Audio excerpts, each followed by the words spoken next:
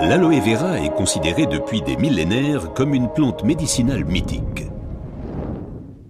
Déjà, les Aztèques l'utilisaient comme remède miracle contre beaucoup de maladies.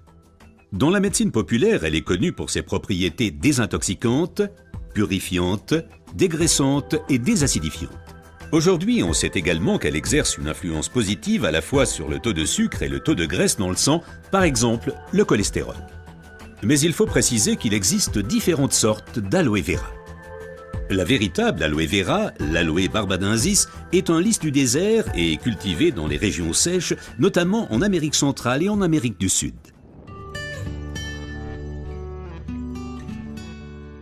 L'efficacité de l'aloe vera dépend principalement de son traitement, mais les différences se font dès la récolte. Pour éviter d'abîmer la plante, les feuilles doivent être coupées à la main. Comme la pellicule supérieure de la feuille contient de l'aloïne toxique qui protège la plante contre les animaux et a un effet laxatif pour l'être humain, il faut bien séparer l'enveloppe du gel intérieur. Le gel est du reste l'élément le plus précieux de l'aloe vera. Il contient à lui seul plus de 150 composants importants et bénéfiques pour la santé tels que vitamines, enzymes, polysaccharides et oligoéléments. Et c'est précisément cette combinaison unique, cette association de différentes substances qui entraîne l'effet médicinal. L'un des composants les plus importants est l'acémanal. Il a une influence positive sur le système immunitaire et diminue d'autre part les inflammations et les radicaux libres. Le résultat, une amélioration de l'apport en oxygène. Observons ce phénomène de plus près. Le sang assimile l'oxygène dans le poumon et le transporte à travers les vaisseaux sanguins vers les cellules. Les gros vaisseaux se divisent et deviennent de plus en plus petits pour devenir enfin des vaisseaux capillaires. Les capillaires sont les plus petits vaisseaux sanguins. C'est là qu'a lieu le transfert de l'oxygène du vaisseau sanguin vers les cellules.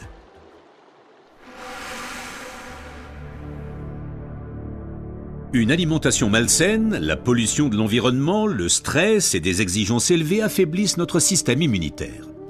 Les radicaux libres ont le jeu plus facile et ils peuvent entraîner des micro-inflammations dans l'organisme. Ces inflammations altèrent les vaisseaux et entraînent un épaississement des parois des capillaires.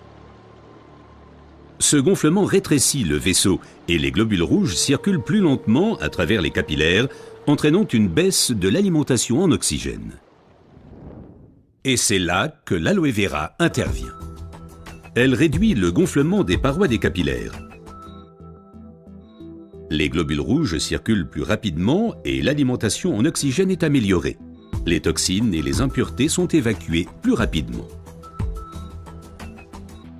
De récentes études indiquent que d'autres substances naturelles peuvent encore améliorer l'effet de l'aloe vera. Parmi ces substances, il faut citer tout d'abord le silicium, mais aussi l'huile d'onagre et enfin les minéraux basiques. Observons tout d'abord le silicium d'un peu plus près. Le silicium est indispensable à l'organisme. C'est un élément structurant. Nous le connaissons surtout sous forme de sable de quartz que l'on trouve dans la pierre et le béton. Dans l'organisme, le silicium contribue à stabiliser les tissus, mais il renforce également les os, les ongles, les cheveux, les tissus conjonctifs et les parois des capillaires. Avec l'âge, les capillaires menacent de perdre leur fermeté. Ils peuvent littéralement se désagréger, ce qui entraîne une interruption du flux sanguin. Dans le pire des cas, ceci peut entraîner des incidents vasculaires cérébraux et l'infarctus. Le silicium renforce et soutient les parois des capillaires et maintient ainsi le vaisseau sanguin ouvert. Les globules peuvent ainsi continuer à alimenter les cellules en oxygène. Mais le corps humain ne peut pas s'alimenter en silicium sous sa forme d'origine qu'est le sable de quartz. Toutefois, la nature offre des alternatives, et notamment une source végétale idéale, l'ortie. Car elle est riche en silicium naturel, mieux assimilable par l'être humain.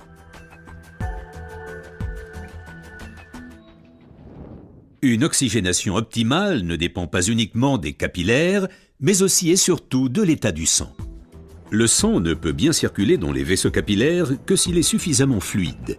Certaines substances peuvent améliorer la fluidité du sang, l'huile d'onagre avec ses acides gras insaturés et naturellement les minéraux basiques. Les acides gras insaturés sont des fluidifiants du sang. Ils empêchent les globules de s'agglutiner et donc un épaississement du sang. Les minéraux basiques soutiennent l'élasticité des globules rouges et facilitent ainsi leur passage à travers les capillaires.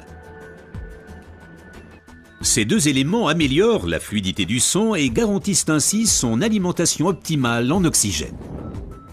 Permettez-moi de récapituler. Une oxygénation satisfaisante de nos cellules est une condition importante de notre santé et permet également de prévenir les maladies graves. L'aloe vera et son effet décongestionnant améliorent l'oxygénation. Le silicium renforce les parois des capillaires et garde le vaisseau sanguin ouvert. Cet effet est renforcé par l'huile d'onagre et aussi par les minéraux basiques. Ce que la médecine populaire savait depuis longtemps est maintenant confirmé par la recherche moderne.